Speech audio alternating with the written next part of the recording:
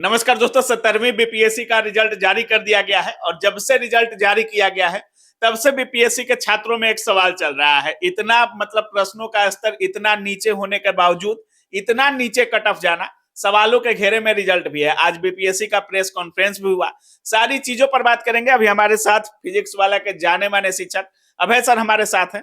स्वागत है sir. Thank you sir, जिस तरीके से बीपीएससी को लोग लगातार सवालों के घेरे में रखा है, अभी री एग्जाम चल ही रहा है। आनन फानन में बहुत सारे छात्र आरोप लगा रहे हैं कि बीपीएससी आनन फानन में रिजल्ट जारी किया है। कैसे देख रहे हैं इस रिजल्ट को सर? इतना कम कट ऑफ जाना चाहिए था प्रश्नों के स्तर को देखते हुए।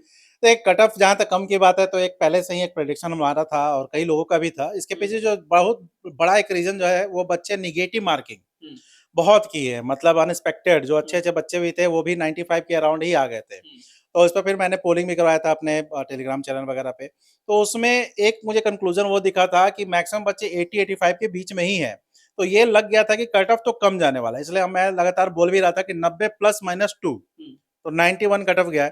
तो एक ये है कि इतना कम कट ऑफ क्यों गया है, तो इसके पीछे तो एक रीजन ये है कि जब भी फैक्चुअल पेपर होता है निगेटिव होने के चांसेस सबसे ज्यादा होते हैं। अगर वही यहाँ पर निगेटिव मार्किंग नहीं होता ना 1/3 तो यही कट ऑफ 110 के आसपास आपको दिखता। लेकिन निगेटिव मार्किंग बहुत बच्चे रिस्क लिए है वन लाइनर देखकर, तो इस कारण से कट ऑफ जो है नीचे गया है काफी। और वैकेंसी काफी है, 21,000 से ज्यादा आपको रिजल्ट आया, तो ये भी एक रीजन होता है कट ऑफ कम जाने का। 4 लाख प्लस छात्र अप्लाई किए थे। 4,73,000 के आसपास छात्रों ने अप्लाई किया था सर, और लगभग 4 लाख के आसपास परीक्षा भी दी है सर इसमें। लेकिन जिस तरीके से आयोग का प्रेस कॉन्फ्रेंस हुआ और उसमें कहा जा रहा है अधिकांश संख्या में छात्र मिनिमम क्वालिफाइंग मार्क्स भी क्वालिफाई नहीं कर पाए हैं सर। क्या कुछ बोलिएगा बीपीएससी के छात्रों को? नहीं, ये तो अनएक्सपेक्टेड था। जैसे प्रेस कॉन्फ्रेंस में मैंने सुना कि मैक्सिमम बच्चे तो मिनिमम जो मार्क्स होता है वो भी नहीं। इसके पीछे रीजन वही है, निगेटिव मार्किंग खेल खेला है। आप मैंने कुछ पहले के वीडियो देखिएगा तो मैंने ये शब्द भी बोला था, निगेटिव खेल खेलेगा। तो हुआ वही है एग्जैक्ट कि वन लाइन। एक तो अनएक्सपेक्टेड पेपर, जैसे आप बोलिएगा कि मैं यूपीएससी लेवल का कर रहा हूँ, इस लेवल पे क्वेश्चन आएगा, अब सतही ज्ञान से काम नहीं चलेगा, ये सब तो कोई पहले से ही प्रेडिक्ट कर लेता है कि पेपर का लेवल अच्छा होगा, फैक्चुअल नहीं होगा, तो प्रिपरेशन भी उसी तरीके से ही होता है। अब गए बच्चे सीधा, अब जब पेपर देखे तो शॉक्ड हो गए।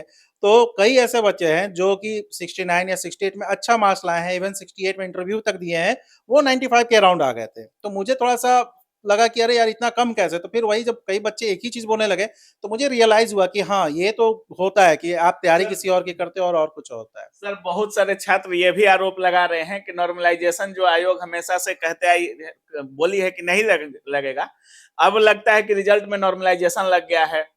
छात्र कह रहे हैं कि स्केलिंग नहीं, नॉर्मलाइजेशन अप्लाई हुआ है। आपको क्या लगता है सर? देखिए, स्केलिंग नॉर्मलाइजेशन लगभग एक ही चीज होता है, बहुत ज्यादा अंतर नहीं होता है, आपको भी पता होगा।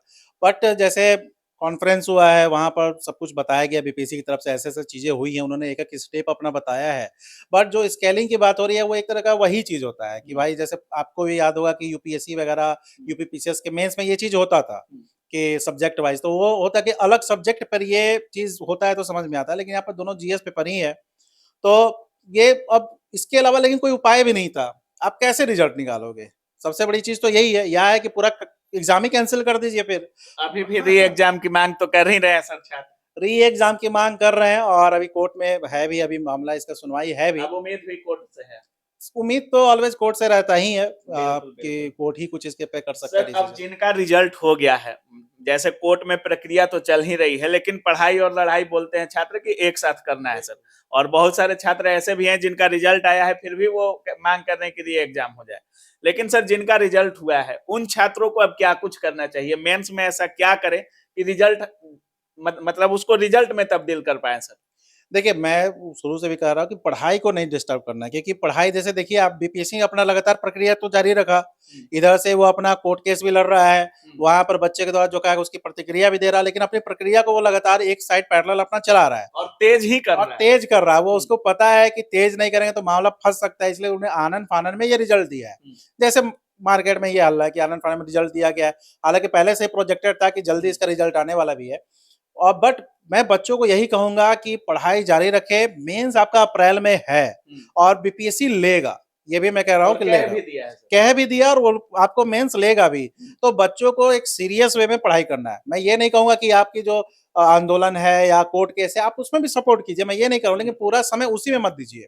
पढ़ाई ज़रूरी है, पढ़ाई कीजिए, आंसर राइटिंग कीजिए। अभी जो सबसे बड़ा चीज़ होता है वो आंसर राइटिंग होता है, उस पे काम कीजिए, करंट पे काम कीजिए, क्योंकि इतनी बड़ी वैकेंसी फिर नहीं आने वाली है और जो बच्चों का आपको हुआ है, वो बेहतर चांस है कि आपको इसमें फाइनल भी क्रैक कर ले। सर जिस तरीके से रिजल्ट हुआ है, बहुत सारे लोग कह रहे हैं प्रश्नों का स्तर देखने के बाद कि जो दरोगा का तैयारी करते थे, रेलवे का तैयारी करते थे, जो वन लाइनर पढ़ते थे जो छात्र, उनका अधिक मेंस के लिए रिजल्ट हुआ है सर। तो बहुत सारे लोग कह रहे हैं कि जिनका भी इसमें आंसर राइटिंग का स्किल अच्छा होगा या जो भी मेंस के लिए पहले से लगे होंगे, हो सकता है कि उनका रिजल्ट लगभग फाइनल है, क्योंकि अधिकतर छात्र कभी मेंस लिखे भी नहीं है, ये कह रहे हैं बहुत लोग। नहीं, नहीं, ये सच्चाई भी है कि इसमें कई ऐसे बच्चे हैं जो यूं ही जो बीपीएससी दे देते हैं ना, वो ऐसे कई ऐसे बच्चे हैं कि मैं दरोगा की तैयारी करता हूँ, बीपीएससी देकर देखता हूँ हाँ, और उनका क्रैक हो गया है, क्योंकि वो जनरली उसी वे में पढ़ते हैं, वन लाइनर हो गया इस टाइप तरीके का। तो ये बात सही है, इसलिए मैं जो भी कैंडिडेट जो सीरियस है, जो फाउंडेशन वगैरह की तैयारी कर रहे हैं या लगातार बीपीएससी से टच में है, बहुत मैक्सिमम चांस है कि वो इस बार क्रैक कर लेंगे, क्योंकि इसमें आसान बहुत ही होने वाला है। बिल्कुल आसान। देखिए, आसान वही है कि जो वो कोर वाले बच्चे हैं ना, उन्हीं के बीच फाइट होगी, क्योंकि बहुत ऐसे बच्चे जो पहली बार देंगे इस बार। बिल्कुल, बिल्कुल। हाँ। सर क्या कुछ बीपीएससी वाला क्या कुछ कर रहा है नंबर 1 रैंक देने के बाद? आपकी संस्था अलग क्या कर रही है मेंस के लिए? मेंस के लिए हम लोग सफलता बैच, अभी ऑफलाइन में आप देखे भी नीचे काफ़ी सफलता बैच आपको चल रहा है, काफ़ी अच्छे वहाँ पर बच्चे आ रहे हैं, लगातार आंसर राइटिंग वगैरह पे काम हो रहा है। ऑनलाइन में भी सफलता बैच चल रहा है, मुख्य बैच चल रहा है हमारा मेंस रिलेटेड, और एक आपको आंसर राइटिंग प्रोग्राम वगैरह सब आपको आने वाला है।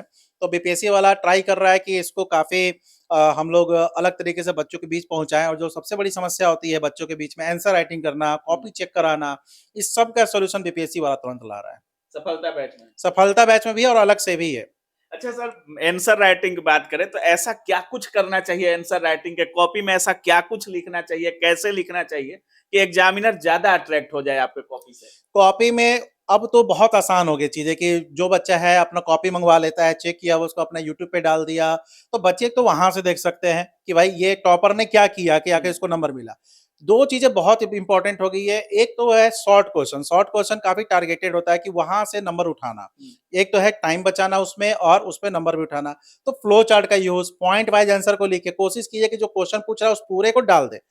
पूरे शब्द में लिखने की आवश्यकता नहीं है, आप अगर फ्लो चार्ट और पॉइंट वाइज भी आंसर को पूरा कंप्लीट कर देंगे तो भी शॉर्ट क्वेश्चन में अच्छे मार्क्स मिलेंगे। आप टॉपर की कॉपी देखिएगा यूट्यूब वगैरह पे, वो लोग अपना डाल रहे हैं कि हम लोग इस तरीके से प्रेजेंट किए थे। फ्लो चार्ट इंपॉर्टेंट है, किसी टॉपिक पे अगर करंट का अपडेटेड है तो आप करंट अपडेट उसमें डालो। ये सब चीजें बहुत इंपॉर्टेंट अब रोल कर रहा है करंट अफेयर की भूमिका हर सब्जेक्ट में। चलिए बहुत-बहुत धन्यवाद सर बात थैंक यू, करने के लिए। Thank you. तो बाकी आप सुन रहे थे हमारे साथ अभय सर थे, और जिस तरह से सर कह रहे हैं, इस बार सुनहरा मौका है, अगर आपको आंसर राइटिंग करनी है तो सर का इनके संस्था का भी आ चुका है, सफलता बैच आ रहा है। बाकी अगर आपके मन में भी कोई सवाल रह गया हो तो अपनी राय कमेंट सेक्शन में ज़रूर रखिएगा। आप देख रहे थे काबिल न्यूज़। जय हिंद।